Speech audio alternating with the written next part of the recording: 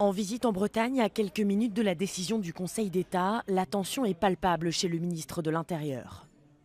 Soulagement, un peu avant 19 h, Manuel Valls apparaît alors tout sourire. Il vient de remporter son bras de fer. Le Conseil d'État a pris une décision que je résumerai par une seule phrase. La République a gagné. Ça n'est pas ma victoire, car ça n'est pas un combat personnel. Cela n'aurait aucun sens. C'est un combat qui est celui de la République, de nos valeurs.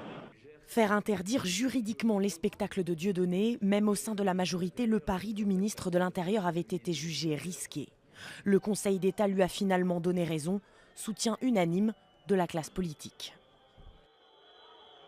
Ma réaction est une réaction de satisfaction. Nous ne pouvons pas accepter que dans notre société, il y ait la moindre complaisance avec l'antisémitisme totalement étranger à nos valeurs et à nos principes.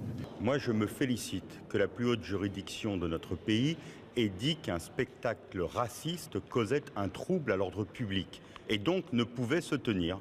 Finalement, un bras de fer qui avait été engagé entre quelqu'un qui n'est pas un humoriste, qui est un militant antisémite notoire, et le ministre de l'Intérieur, avec tout ce que ça représente de symboles républicains.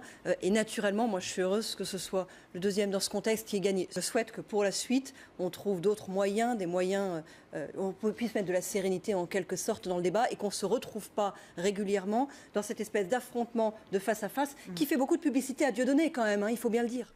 Première bataille remportée pour le ministre de l'Intérieur. Pour l'instant, la décision du Conseil d'État ne portait que sur le spectacle de Nantes. Aucune certitude pour la vingtaine d'autres dates de la tournée de Dieudonné.